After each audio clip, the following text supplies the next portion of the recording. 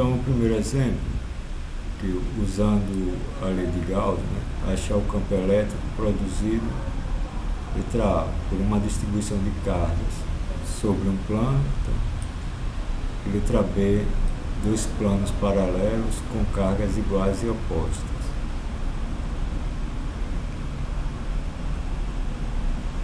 Então, letra A é essa figura aqui. Então,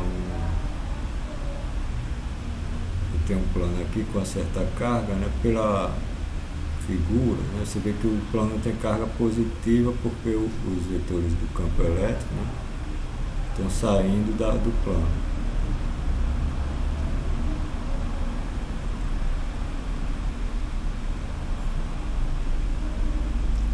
Então, suponha que o plano da figura, ele contém uma carga sigma por unidade de área.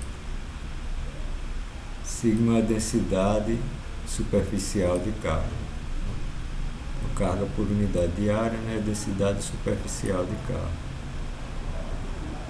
Da simetria do problema, né, se deduz que as linhas de força são perpendiculares ao plano, tá? Orientado, né, como se indica a figura, tá? Se a carga é positiva. Então, utilizando como superfície fechada o cilindro ilustrado na figura, né? Então a superfície gaussiana vai ser esse cilindro aqui. Ele tem a área de seção transversal S, né? Chamou aqui as áreas S2 e S1 da base dele, interseção com um plano de S. Se eu faço esse S, né, crescer, né, eu cubro todo o plano do cilindro, ou o cilindro cobre todo o plano. Esse S aqui, né, cobre todo esse plano aqui. Então é um plano infinito, né? Isso aqui nós fazemos o cálculo, acho que em física 2 com integrais, né? Então, da simetria do problema, se considera um ponto P aqui, por exemplo, ele tem uma componente aqui, né, por exemplo, um ponto aqui em cima, aqui no plano, tem uma componente que eu puxo assim, que eu posso decompor uma componente perpendicular ao plano e uma componente paralela. Aí, mas se eu pego um ponto simétrico aqui abaixo, né, ele também vai ter uma componente perpendicular ao plano e uma componente paralela, só que para cima. Então elas se cancelam. Aí só sobra a componente perpendicular. Isso é como nós fazemos, por exemplo, o fio, né, carregado, né, o fio infinito com carga. Só sobra a componente perpendicular ao fio.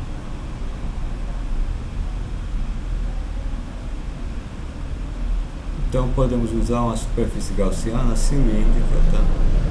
Para calcular o campo elétrico.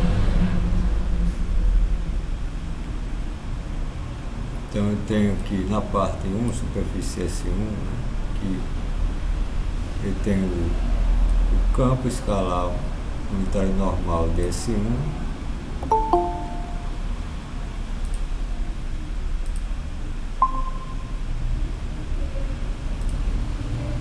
Aqui nessa superfície S1, então eu tenho o campo escalar normal aqui de S1, né?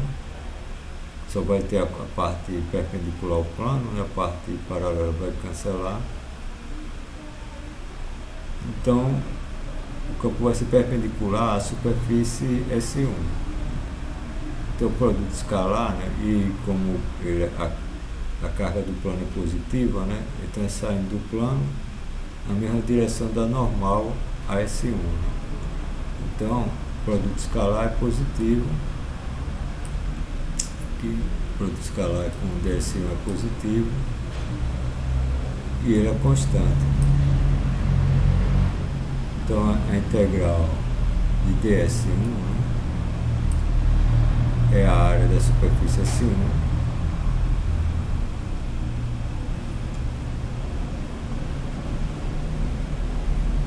que eu chamei de S1, que é igual a S, né, a área é um cilindro reto, né, então a área de S2 igual a área de S igual a área S1.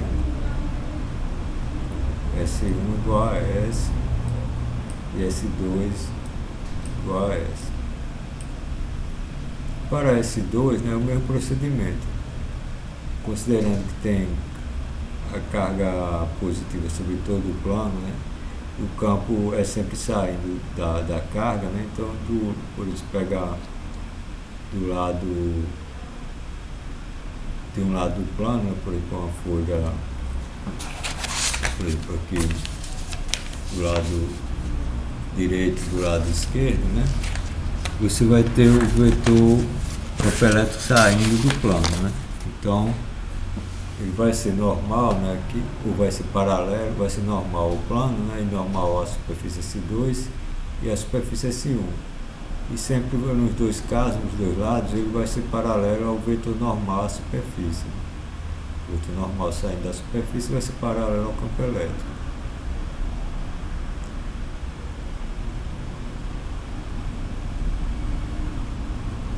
Então, o produto escalar do campo, né, com a normal também vai ser positivo. E como ele é constante, ele sai da integral e fica integral de S2, que é igual a S2, que é igual a S. Então, dos dois lados do plano, né, sobre as bases do cilindro, o fluxo é o campo vezes a área, né, aqui da base do cilindro.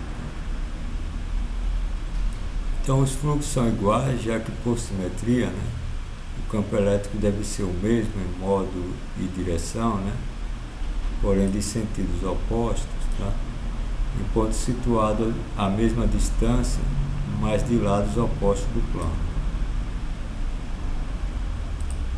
Então, de lados opostos do plano, né, o campo tem mesmo modo, direção, mas sentidos opostos.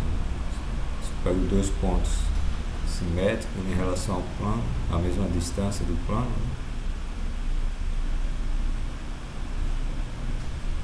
Então o campo vai produzir um fluxo igual.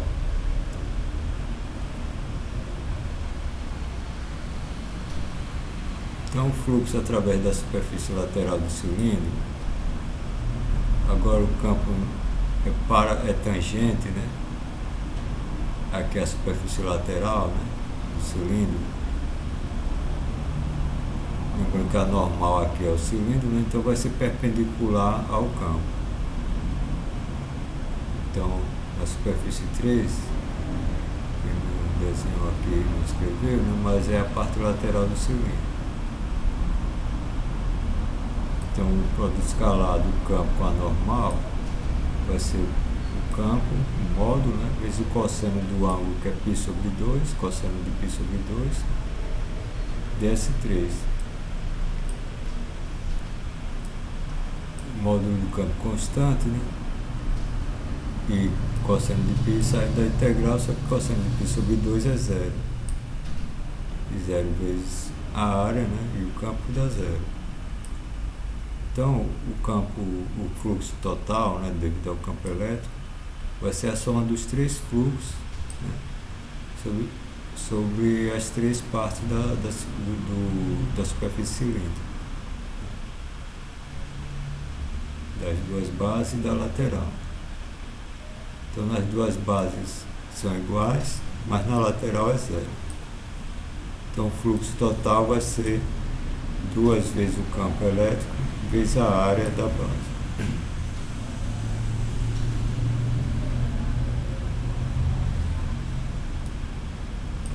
Mas aqui, escrever em termos de S não é bom, né? Porque se o plano é infinito, eu vou ter uma área infinita aqui na base, né, do cilindro.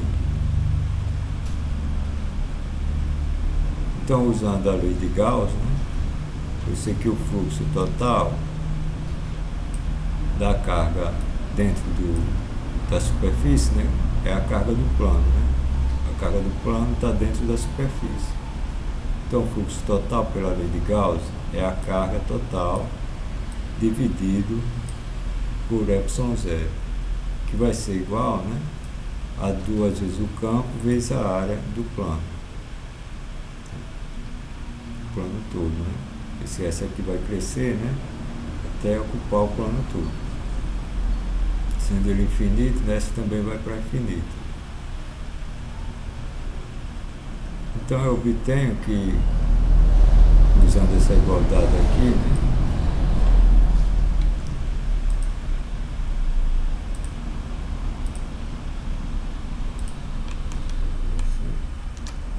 então Q sobre ε0 é 2 vezes o campo vezes S. Então eu isolo o campo, né? Quero saber o campo, eu fico com Q sobre 2S ε0. Mas como eu falei no início, né, a densidade superficial de carga é sigma. Então sigma é a carga total pela área total. Então nós podemos escrever o campo elétrico devido a um plano infinito, né, como sigma sobre 2ε0. O que indica, né, que o campo elétrico é independente da distância ao plano e, portanto, é uniforme. Então ele não depende da distância ao plano, tá? Ele é perpendicular ao plano e é constante.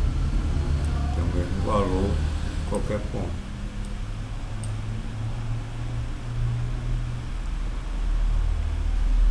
Se eu quero o potencial, né, elétrico, eu sei que o campo é o negativo do gradiente, né, ou a derivada do potencial na direção que eu escolhi, na direção x, por exemplo. E aqui, colocando o eixo x, né, perpendicular ao plano.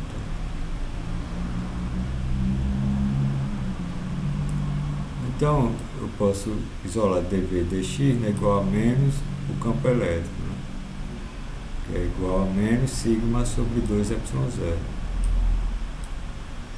E integro em relação a x, de 0, né, 0 é no plano, até um ponto x distante do plano.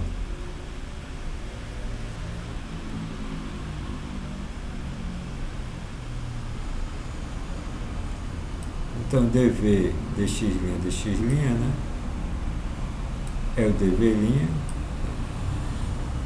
potencial em x igual a 0, né, v de x, v de 0, até o potencial em v de x. E desse lado aqui eu tenho a integral de uma constante, né? A constante sai da integral, a integral de dx' de 0 a x. E aqui a integral da diferencial dv', né, é o próprio v' de v de 0 até v de x. E a integral de dx' é x' de 0 a x. Então eu vou ter v de x menos v de 0, né, igual a menos sigma 2ε0 x, né, que aqui é x menos 0, né, então fica x. Então v de x igual a menos sigma sobre 2ε0x mais v de 0. Supondo que o potencial é 0 no plano, né, v de 0 é 0. Então eu fico com v de x, tá, igual a menos sigma sobre 2ε0x.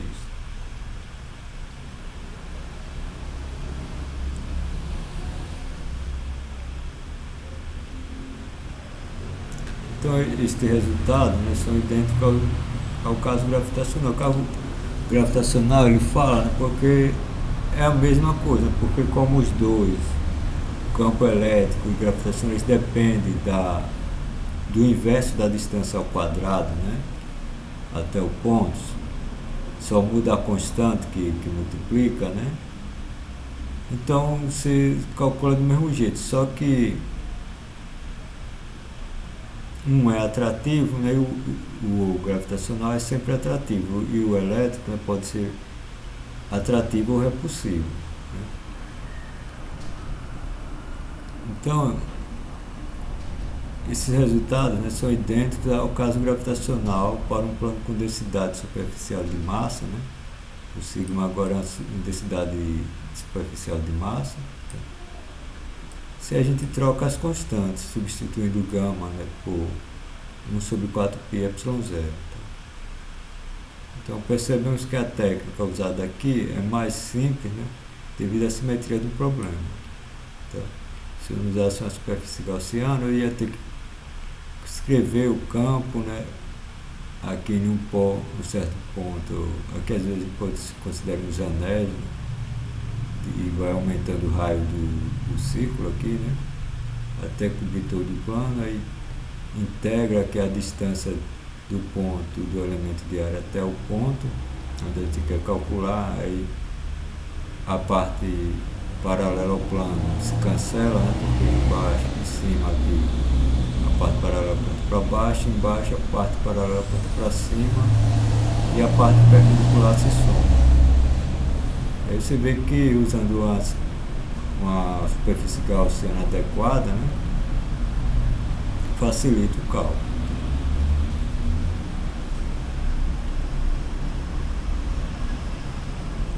A letra B, né, é a aplicação dessa questão aqui, né, só que agora eu tenho dois planos.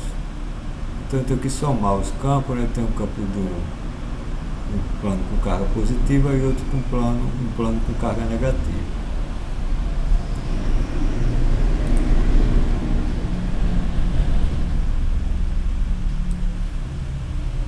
Então a figura aqui, essa aqui, né, ela mostra dois planos, tá, paralelos com cargas iguais e opostas. Tá? Então nós vimos lá na primeira unidade, né, que se eu tenho dois planos aqui, eu tenho um campo uniforme aqui dentro, né, entre essas duas placas. Então observamos que na região externa, né, na região fora dos planos, existem campos elétricos iguais em modo e direção, mas com sentidos opostos, né, os quais dão o campo resultante nulo. Então, se esse aqui é positivo, né, então o campo aqui aponta para fora, né, aqui desse lado do plano, como aqui. Mas tem outro plano aqui, né, que é negativo. Então tem um campo aqui, né, apontando aqui para dentro. Como o campo é uniforme, né, aqui, e tem sentidos contrários, né, eles têm modos iguais, mas sentidos contrários. Então eles se cancelam fora da região interna aqui. Na região externa eles se cancelam, tanto de um lado quanto do outro. Porém, na região entre os planos, né, os campos têm a mesma direção e sentido. Ele sai da carga positiva e chega na carga negativa. E o campo resultante, né, então ele é 2 vezes maior do que de um plano. Eles se somam, né, aqui. De forma que o campo vai ser sigma sobre ε0, né? Vai ser 2 vezes, né, o campo de um plano só. Portanto, dois planos paralelos com cargas iguais e opostas, né, produzem um campo uniforme no espaço entre eles, como nós já tínhamos visto, né?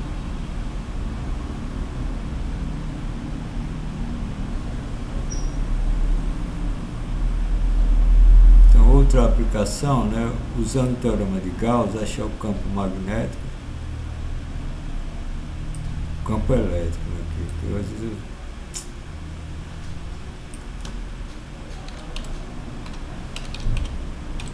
vou digitar e a cabeça falha. Usando o teorema de Gauss, né, achar o campo elétrico criado por uma distribuição esférica de carga. Então eu agora tenho uma esfera, né, uma casca esférica, ou pode ser uma distribuição esférica, não uma esfera. Tá? Uma distribuição de carga sobre essa esfera. Ele vai analisar dentro e fora da esfera. Tá?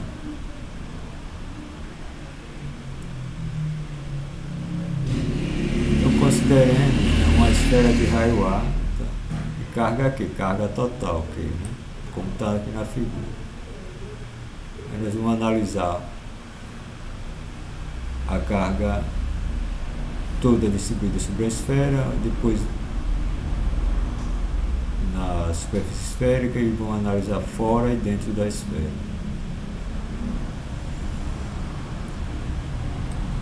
A simetria do problema sugere que o campo, né, em cada ponto deve ser radial e depender somente da distância do ponto A, né, ao centro da esfera. Então tracemos uma superfície esférica de raio R concêntrica com a esfera carregada. Então a minha superfície esférica é essa linha tracejada aqui, é a minha superfície gaussiana. Olha que aqui é uma esfera, a superfície esférica,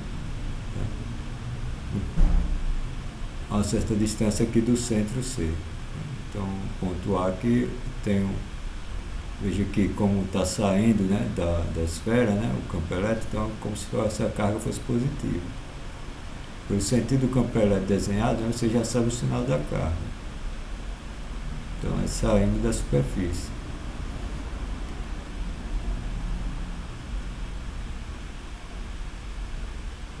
Então encontramos que o fluxo elétrico através da superfície esférica, né, é o que? É o mesmo procedimento, produto escalar do campo com o vetor normal, a superfície, integral da superfície. Então ele está saindo da superfície, então ele é paralelo, né, ao vetor normal, produto escalar é positivo, então eu tenho campo elétrico ds, né, campo elétrico é constante, sai da integral, que é a integral de ds. Então fica o campo elétrico vezes S, né? Essa é a integral de ds, integral fechada, né? Tem a superfície fechada. A superfície é essa gaussiana aqui, tá? Que eu estou integrando. Essa aqui é essa. Então qualquer ponto, né? Não só no ponto A, mas sobre qualquer ponto sobre a superfície S, devido à simetria, o fluxo vai ser o mesmo. Mas S, né, a área da superfície esférica, é 4πr ao quadrado. Então o fluxo vai ser E, o campo elétrico, vezes 4πr ao quadrado. Aí usando, né, a lei de Gauss, só que agora eu tenho que ter cuidado, porque suponha que, primeiro que R maior que o raio, né, da esfera carregada. Né? Então, a esfera carregada está toda dentro da superfície gaussiana S.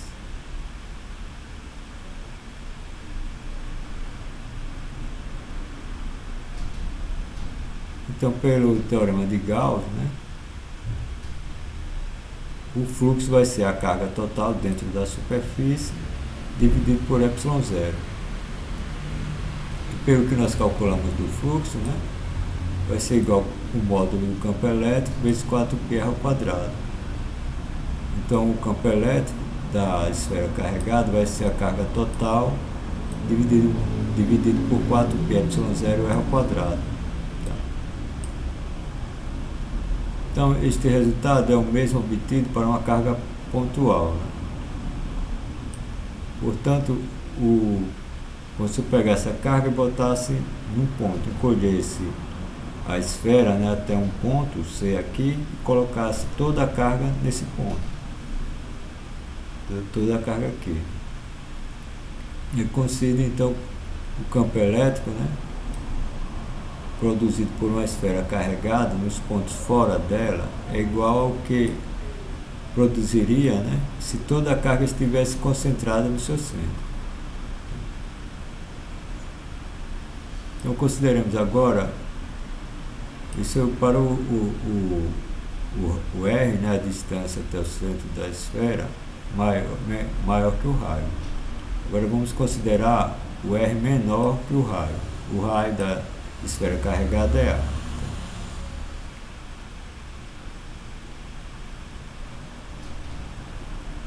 Então vou considerar agora um ponto dentro da esfera, né, da esfera carregada. Então temos duas possibilidades. Se R é menor que o raio da esfera, né, a superfície gaussiana está dentro, tá, da esfera carregada. Então temos duas possibilidades. Se toda a carga está na superfície da esfera, tá, a carga no interior da superfície S', né, é zero. Né? Se R é menor que o raio da esfera, né, e a carga está só na superfície da esfera, né, então a superfície gaussiana não contém nenhuma carga dentro dela. De forma, né, que a carga no interior da superfície é zero. A lei de Gauss fornece, né, que o campo, né, o fluxo, né, vai ser zero, o que implica que o campo elétrico vai ser zero. Então, deste modo, né, quando a carga está distribuída na superfície esférica, né, o campo elétrico nos pontos interiores da esfera é nulo.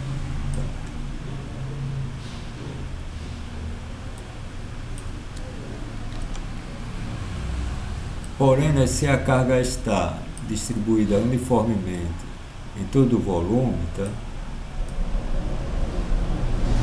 ou a densidade de carga é constante, né, e Q' é a carga no interior da superfície S, né, temos essa relação aqui, né, a densidade de carga é constante. Então, se eu pego uma esfera menor aqui, ou toda a esfera, né, a densidade de carga vai ser a mesma.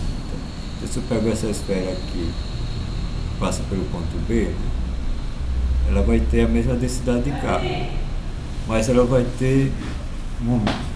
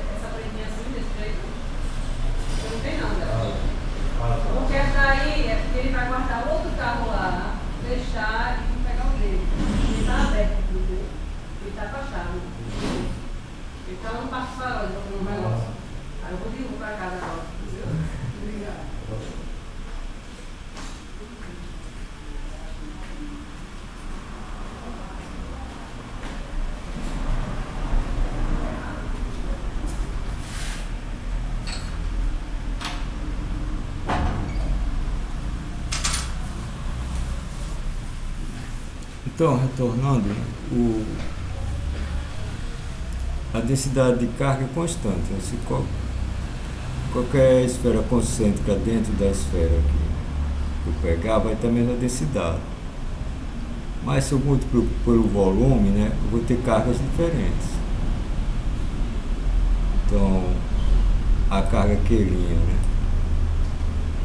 dividido pelo volume de R, né, que seria esse raio menor aqui, né, é a mesma densidade, né, da carga total dividido pelo volume da esfera, né, total. Então, com isso eu acho a carga Q', né, dentro dessa esfera aqui menor, uma esfera imaginária, né, eu vou fazer uma linha tracejada aqui, que é essa linha tracejada é a superfície gaussiana, né, dentro da esfera. Então ela vai ter uma carga dentro dela, né, que é relacionada aqui à carga total. Então o Q' dentro da superfície gaussiana, né, vai ser essa expressão aqui que foi obtida aqui da relação, né, de densidade de carga constante. Então, Q', né, dentro da superfície gaussiana vai ser a carga total, vezes, né, a razão entre o raio da esfera dentro da superfície gaussiana pelo raio da esfera total, ao cubo. Elevador cubo. Então, pelo teorema de Gauss, né, o fluxo, tá, através da superfície de raio R, né, essa menor aqui, que passa por B, né, vai ser igual a carga dentro dela, Q', sobre ε0, que está relacionada com a carga total, né, como Q vezes R ao cubo dividido por A ao cubo. Aí eu divido por ε0, né? Então o campo no interior dessa região, né, dessa esfera aqui dentro de raio R, né, vai ser a carga total vezes o raio ao cubo da superfície gaussiana, dividido aqui tem R ao quadrado, né, 4πr ao quadrado, ε0, vezes o raio total da esfera ao cubo. Aí eu cancelo R ao cubo por R ao quadrado, né, fica R. Então o campo elétrico, ele vai variar linearmente com o R, né, da superfície gaussiana aqui. Então aqui no centro, né, quando R é zero, o campo é zero, e à medida que R vai crescendo, ele vai aumentando linearmente, né, com R. Quando R é igual a A, né, eu tenho aqui sobre a superfície esférica, né, eu cancelo com A ao cubo, fica A ao quadrado, aí eu obtenho, né, o campo, né, de uma carga pontual, né, uma distância A, né, do centro da esfera, uma carga total Q concentrada no centro da esfera.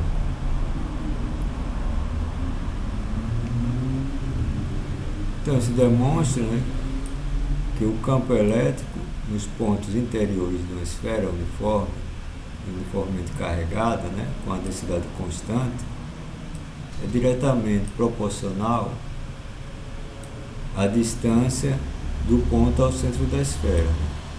É diretamente proporcional ao raio aqui. Então, ela cresce linearmente, né, à medida que R aumenta. Veja que o raio da esfera total é constante, né? A carga total é constante, varia aqui só o R. Então a aplicação, né, de uma superfície gaussiana esférica, né, para discutir a carga dentro de uma ou discutir o campo elétrico, né, devido a uma carga dentro e sobre a superfície de uma esfera.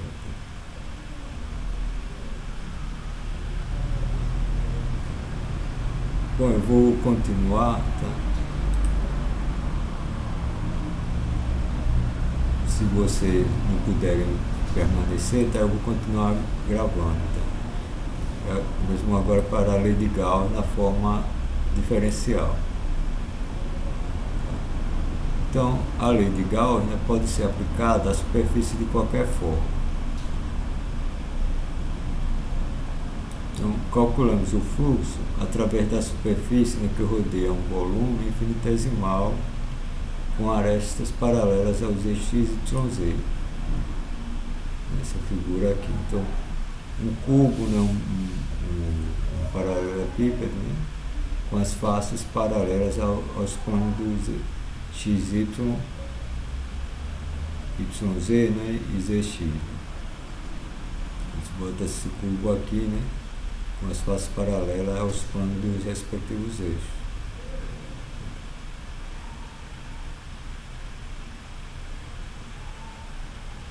Como está na figura. Então a área da superfície ABCD, né, é DYDZ. Então aqui a superfície ABCD, né, esse retângulo quadrado aqui, né, se considerar um cubo, é um quadrado. Então ele tem uma largura aqui DZ, né, e outra aqui DY. Então a área, né, é DY vezes DZ. E o fluxo elétrico através dela, né, é o campo elétrico, né, escalar com um elemento de área, né, que é perpendicular a ela. Se o campo faz um ângulo θ, né, com a normal, né, então vai ser o módulo do campo vezes o elemento de área, né, vezes o cosseno do ângulo entre eles. Eu posso organizar como é cosseno θ, né, vezes dy dz.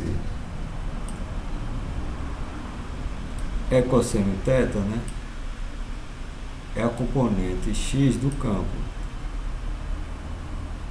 e ds, né, é dy dz.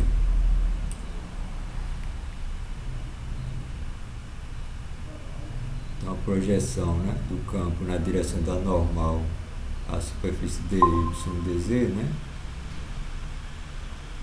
é a componente x, né, que eu peguei a face perpendicular ao eixo x, né.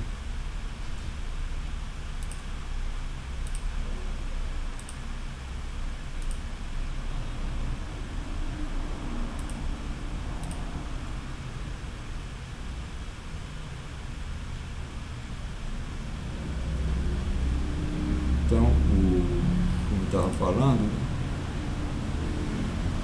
o fluxo, né, através dessa área aqui, perpendicular ao eixo Z, né,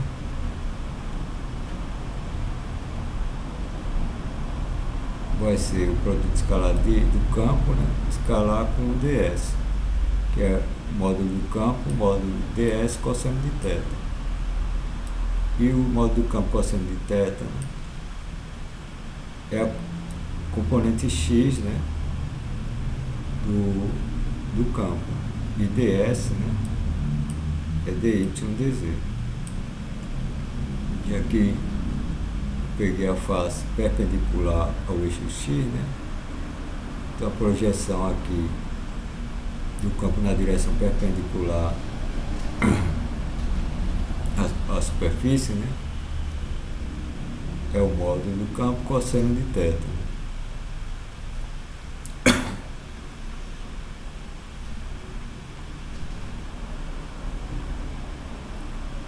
E aqui a componente x, né, é o módulo cosseno de θ.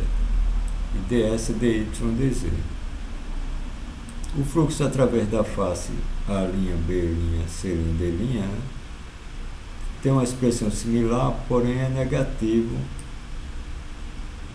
porque o campo está entrando na superfície, no interior do volume, ou seja, menos Lx dy dz.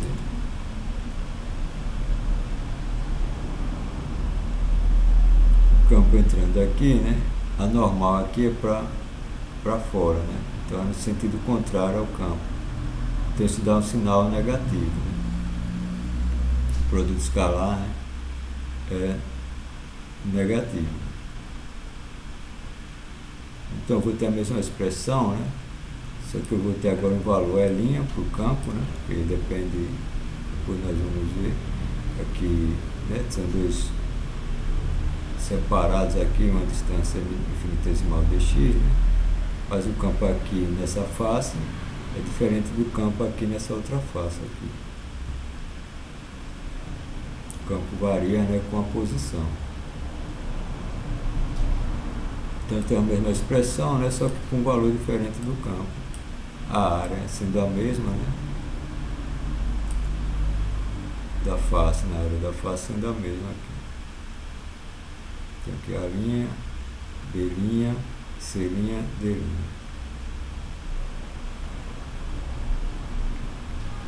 O fluxo total através destas duas superfícies, né,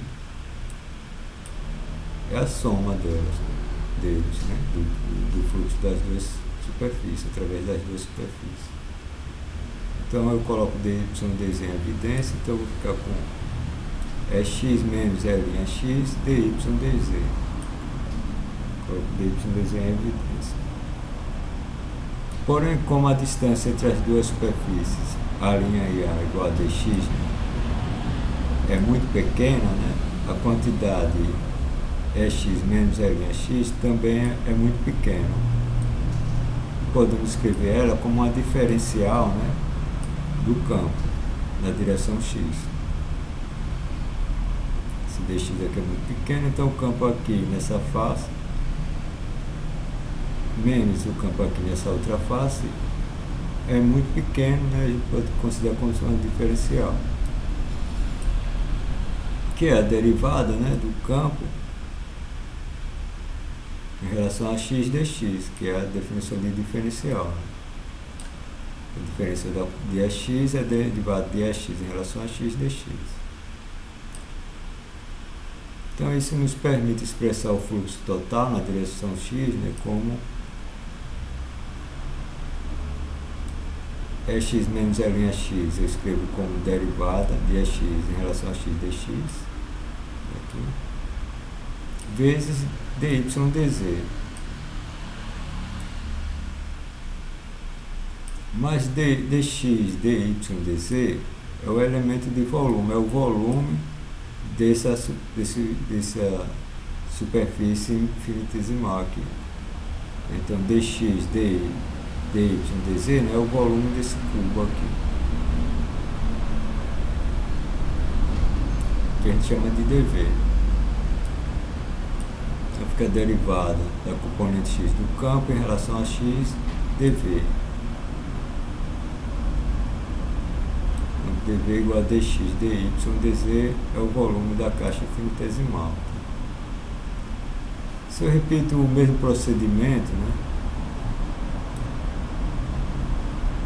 para o fluxo através das faces perpendiculares aos eixos y e z, tá? Eu faço agora na direção y, tá? Eu considero a face dx dz, né, aqui embaixo e aqui em cima. E se for na direção z, eu considero a face daqui dx dy, né? Aqui do lado de frente aqui e aqui atrás. Então eu obtenho o mesmo resultado, só que mudando a coordenada, né? Então o fluxo total vai ser derivada de x em relação a x dv mais a fluxo na direção y vai ser derivada de y em relação a y dv. Na direção z vai ser derivada da componente z do campo em relação a z dz. Eu coloco dv em evidência, né? Então eu fico com essa expressão aqui entre parênteses vezes dv. Se dq é a carga elétrica dentro do volume, né, a lei de Gauss vai fornecer então o fluxo, né, igual a dq sobre ε0, que é a carga dentro do volume.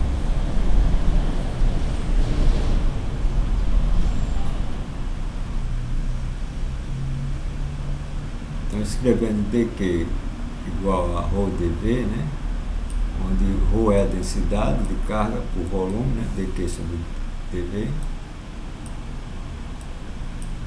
Então, eu posso escrever essa parte aqui, né, do lado direito como ρ sobre ε0 dv. Eu tenho essa parte aqui multiplicada por dv. Então a parte entre parênteses é igual a ρ sobre ε0. Então eu obtenho essa expressão aqui, que é a lei de Gauss, né, na forma diferencial.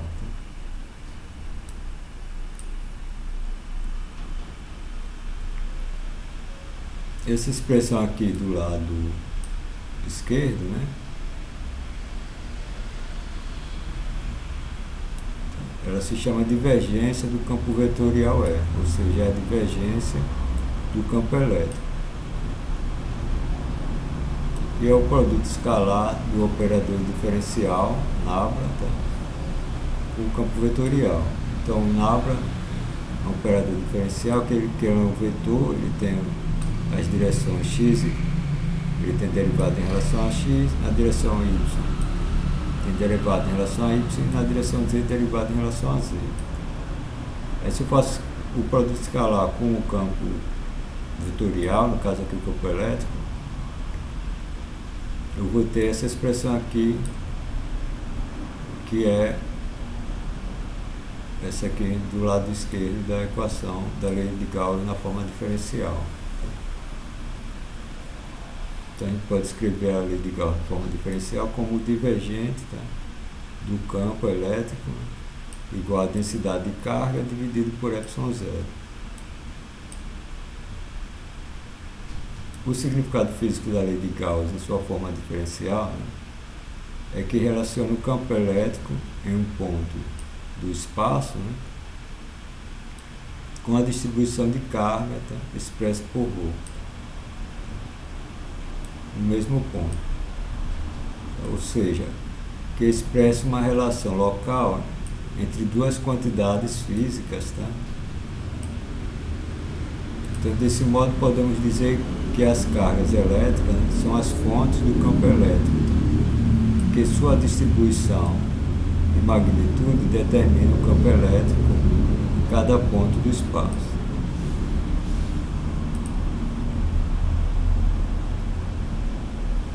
Então, tem 3 exemplos aqui, tá?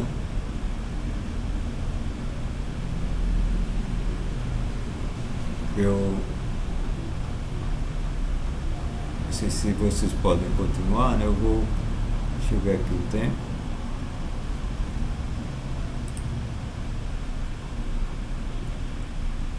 Tá, eu vou continuar e vou continuar gravando aqui, se vocês puderem acompanhar.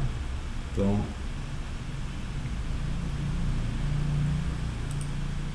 expressar a lei de Gauss em função do potencial elétrico. Eu tenho a lei de Gauss aqui em função do campo elétrico.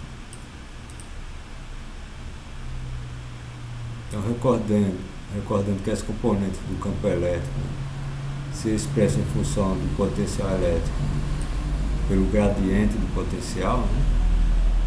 O campo elétrico é o gradiente do potencial, né? O negativo, né?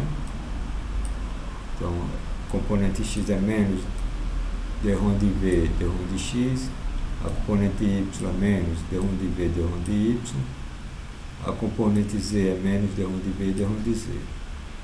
Então, se eu derivo a componente x em relação a x, né, é como eu derivar aqui o potencial, né, 2 vezes em relação a x, que é menos, né, a derivada segunda do potencial em relação a x. O mesmo para a derivada em relação a y e a derivada em relação a z. Então eu substituo as derivadas do campo de suas respectivas componentes, né, pelas derivadas, né, com sinal negativo, né, pelas derivadas segundas do potencial. Então, a lei de Gauss, né, a forma diferencial, pode ser escrita, né, como essa equação aqui, né, que dá as derivadas segundas do potencial em relação às 3 componentes, igual a menos a densidade de carga sobre ε0.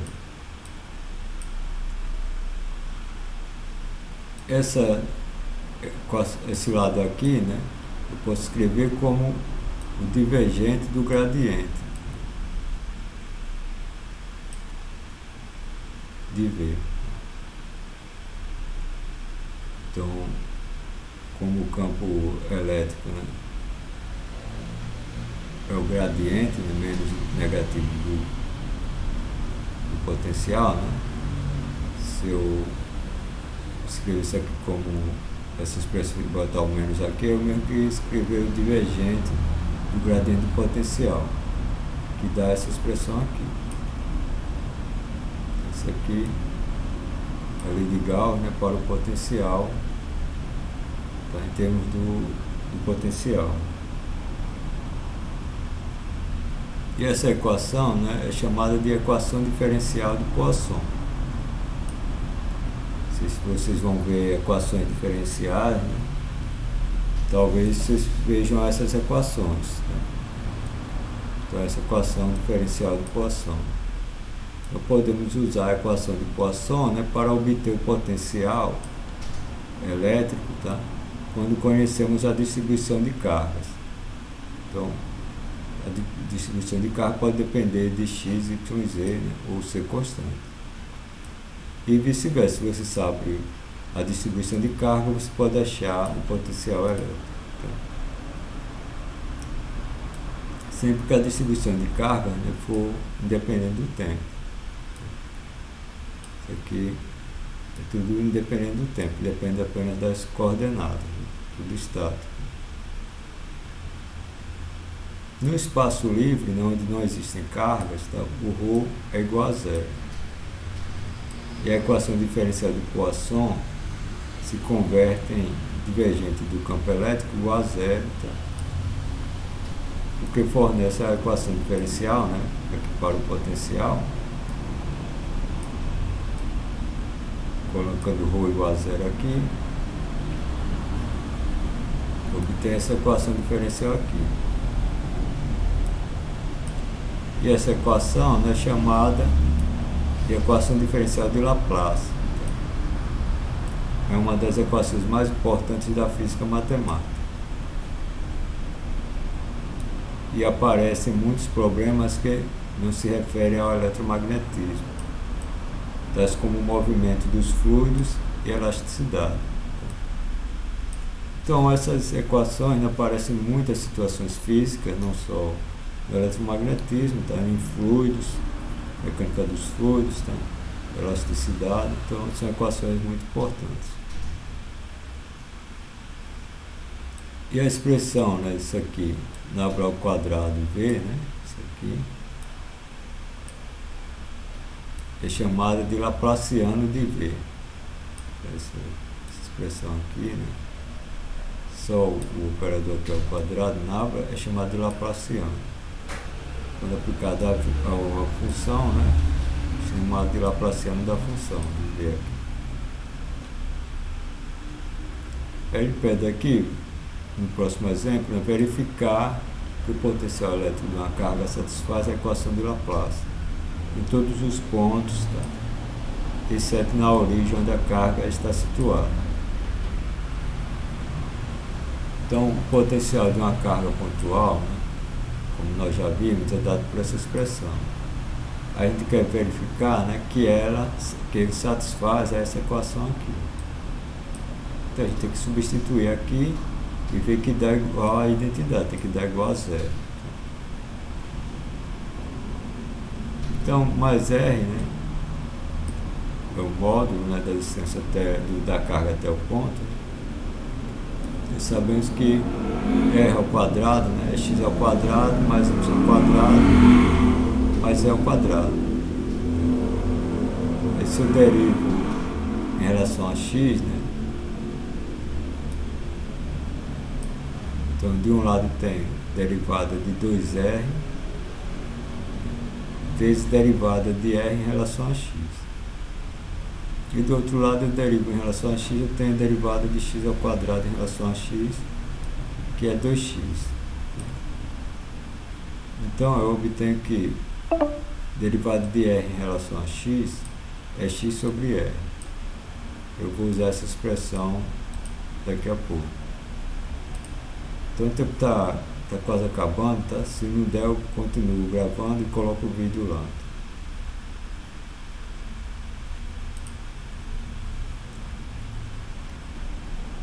Portanto, a derivada aqui de 1 sobre R, né, que aparece aqui no potencial, né, é igual a derivada, no caso em relação a x, né, é igual a derivada de R a menos 1. Descendo o expoente fica menos, e subtrai o menos 1 do expoente fica R a menos 2, vezes a derivada de R em relação a x. Eu fico menos 1 sobre R ao quadrado, Esse derivado de R em relação a x eu tenho aqui é x sobre R. Então fica menos x sobre R ao cubo. Aí eu vou derivar de novo, né, em relação a x, porque eu preciso da derivada segunda. Então a derivada segunda de 1 sobre R, né, vai ser igual a derivada em relação a x de menos x sobre R ao cubo. Eu derivo o primeiro x, fica menos 1 sobre R ao cubo.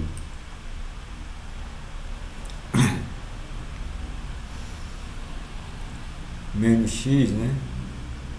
Eu repito x aqui e derivo 1 sobre R ao cubo. Fica menos 1 sobre R ao cubo vezes menos x derivada de 1 sobre R ao cubo é R a menos 3. Então fica menos 1 sobre R ao cubo menos x. Fica desce menos 3, né? Subtrai 1 do expoente, fica R a menos 4. dr dx. Que é como se eu usasse a regra da cadeia. Derivo R, depois derivo R em relação a x. R depende de x. Então, eu tenho R a menos 3, fica menos 3 R a menos 4. Esse é a derivada de R em relação a x. Aí eu uso novamente derivada de R em relação a x, x sobre R. Então, a derivada segunda de 1 sobre R, né, vai ser menos 1 sobre R ao cubo mais 3x, né,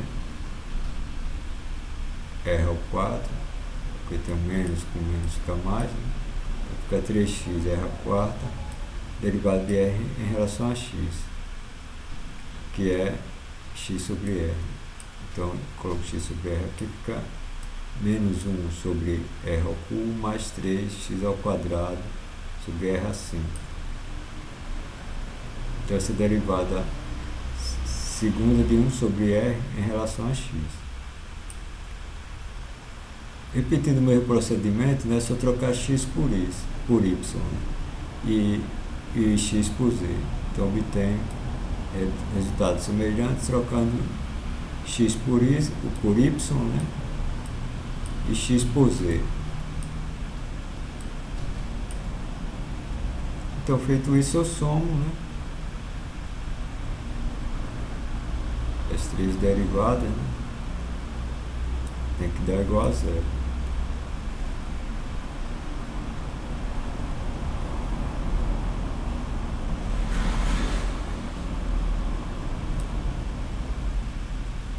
Então, somando aqui a parte de x, a parte de y e a parte de z. Então, tenho menos 1 sobre R ao cubo aparece 3 vezes. Então, fica menos 3 sobre R ao cubo. E a parte que tem R a quinta, né, eu agrupo, fica 3 vezes x ao quadrado mais y ao quadrado mais e ao quadrado, né, sobre R a quinta, mais x ao quadrado mais y ao quadrado mais e ao quadrado é R ao quadrado, né,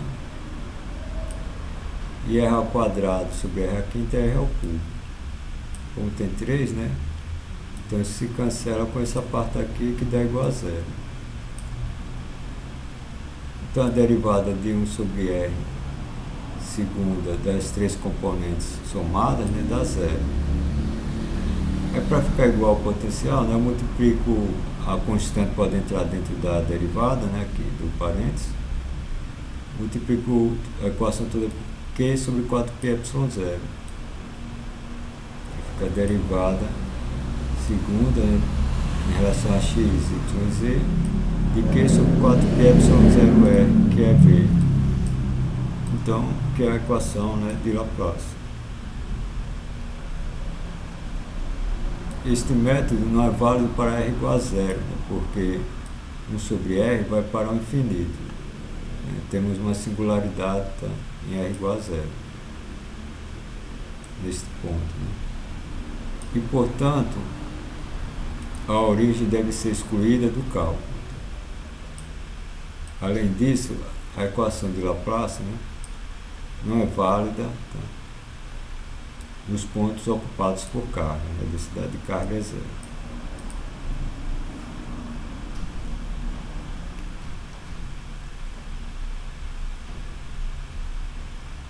Então, mais dois exemplos, né, para a gente encerrar.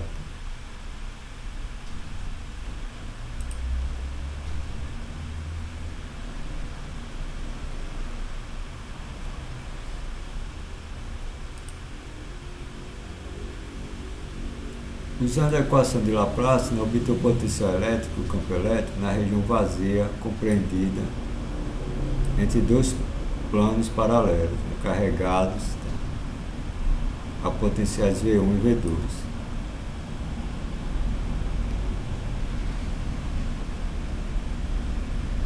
Então, eu tenho dois planos paralelos, tá, carregados, e entre eles não tem nada, não tem nenhuma carga. Então, eu vou usar a equação de Laplace. Só que como os planos são perpendiculares ao eixo X, né? E entre os planos nós sabemos que o campo é uniforme, então o campo está na direção X, né? Então apenas uma componente, né, do potencial, né? O potencial vai depender apenas na direção X, de X, né, sobre o eixo X. Então as outras derivadas do potencial em relação às outras variáveis é zero. Então fica a derivada, muda aqui de derivada parcial para derivada ordinária, né? Segunda de V em relação a x é igual a zero. Observe que não usamos o símbolo de derivada parcial porque somente temos uma variável independente x. Integrando, teremos integrar esses dois lados aqui. Aqui essa derivada segunda eu posso escrever como derivada da derivada, né? E do outro lado é zero. Então a integral da derivada é a própria função, no caso aqui é dv dx. De x1 tá até x'. Isso é igual a zero. Então dv dx, né, de x igual a x' menos dv dx de x igual a x1 é zero. Então dv dx de x igual a x' igual a dv dx de x igual a x1. Então, considerando o x', né, como uma variável, né, eu mudei aqui x' só para não mudar aqui, né? Poderia botar aqui x', dx', né, e aqui colocar deixar x. Então, esse aqui variando em função de x, né? Esse aqui fixo igual no ponto x igual a x1. Então, isso aqui é constante. Então, dv dx é igual a constante.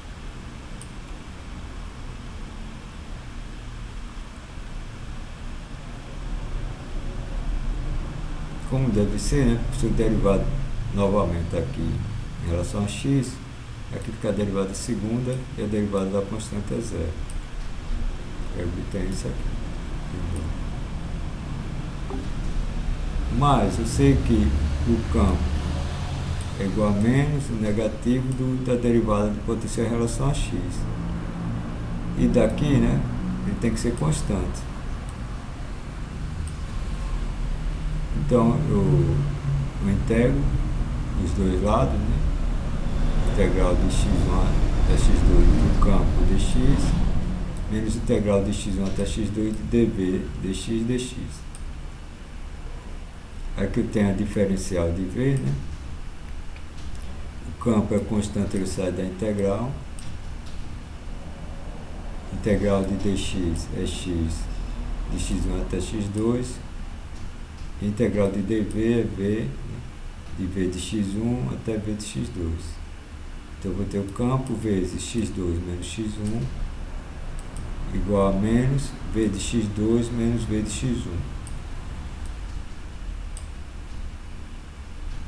Então o campo, né, é igual a menos v de x2 menos v de x1 sobre x2 menos x1, que eu posso escrever como menos v2 menos v1, né, dividido por d. v2 menos v1 dividido por 2, dividido por d, né. Vou repetir aqui. Então eu posso escrever o campo, né, também como menos v2 menos v1 dividido por d, né. v2 é v de x2 e v1 é v de x1. E d eu defino como x2 menos x1. d igual a x2 menos x1, v de x2 igual a v2 e v de x1 igual a v1. Então, estes resultados não estão de acordo com nossos resultados obtidos anteriormente. Você lembra que nós calculamos o campo elétrico, né, entre duas placas em função do potencial, da diferença de potencial nas duas placas e a distância entre as placas. E é o mesmo resultado. E agora nós vamos fazer o mesmo problema, resolver o mesmo problema do exemplo anterior, supondo que existe uma distribuição uniforme de cargas, né, entre os planos. Tá?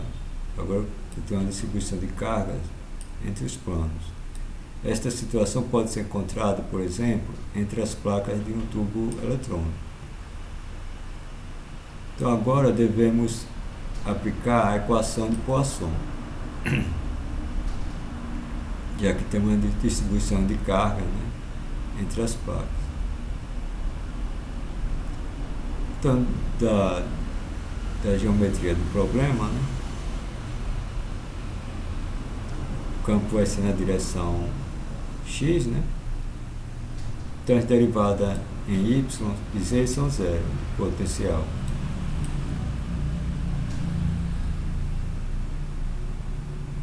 Então o potencial vai variar apenas com x. Vai ser igual ao negativo, né, da densidade de carga, da distribuição de carga, dividido por ε0, com ρ igual a constante. Integrando os dois lados aqui, nós obtemos, né, aqui a integral da derivada segunda é o mesmo procedimento, né, eu vou ter a derivada primeira, a integral aqui de uma constante, né, ρ é constante, fica a integral de dx,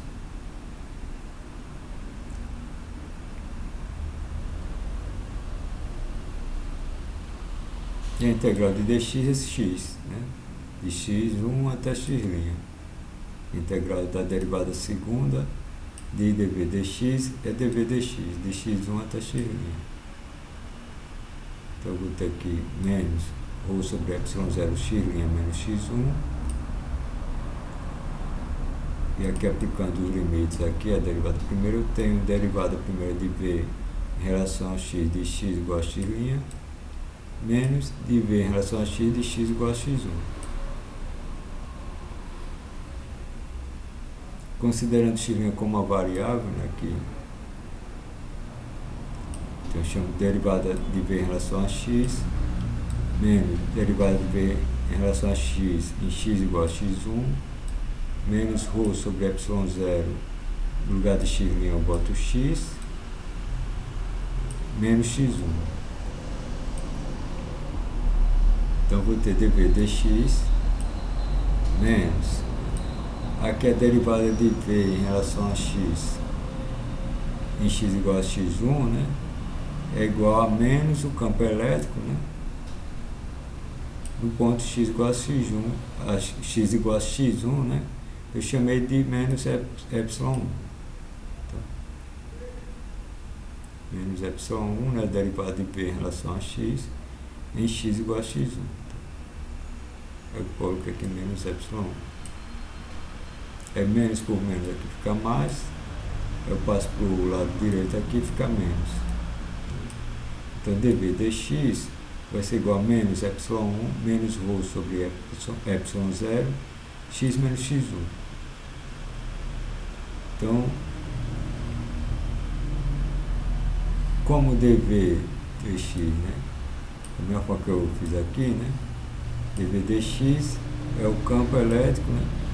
Em função de x igual a menos dv dx.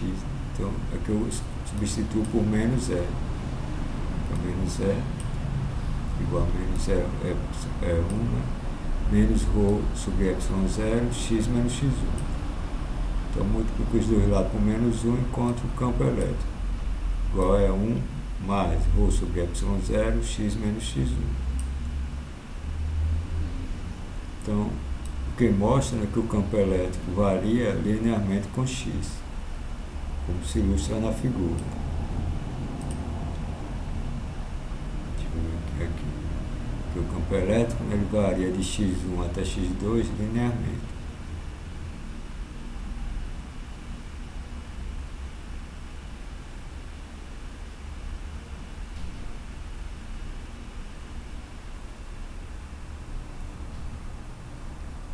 Integrando novamente, né, o potencial elétrico em função de x, né, pode ser encontrado. Então eu tenho, novamente pegando essa expressão aqui, né, e integrando, vou ter integral de dv dx, né, vamos mudar para dx', de x1 até x, menos integral de epsilon 1 dx', menos integral de ρ sobre epsilon 0 x' menos x1 dx', né? Epsilon 1 é constante, que é o campo em x1, né? Sai da integral. ρ sobre epsilon 0 também sai da integral.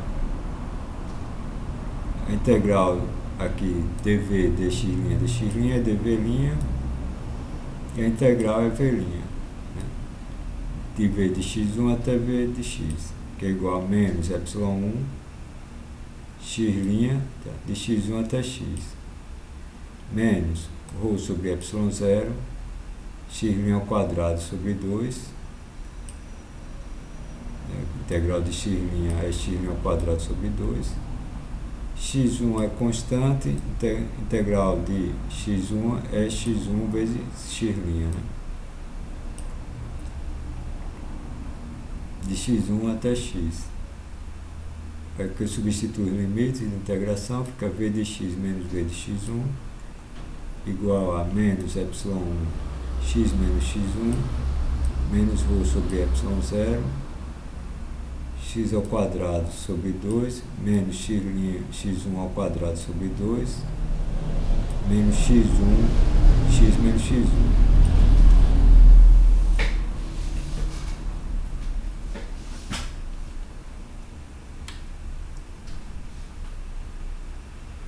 Então essa parte aqui eu repito, é só arrumar essa parte aqui. Então fica x1 vezes x, menos x1 vezes x, né? E aqui fica mais x1 ao quadrado. x1 ao quadrado menos x1 ao quadrado sobre 2 é mais x1 ao quadrado sobre 2. Então fica com x ao quadrado sobre 2 mais x1 ao quadrado sobre 2 menos x1 vezes x. Coloco o meio em evidência, né? Fica v de x menos v de x1 igual a menos epsilon 1 x menos x1 menos ρ sobre 2 epsilon 0 vezes x ao quadrado mais x1 ao quadrado menos 2 vezes x1 vezes x. Mas isso aqui, né, é x menos x1 ao quadrado.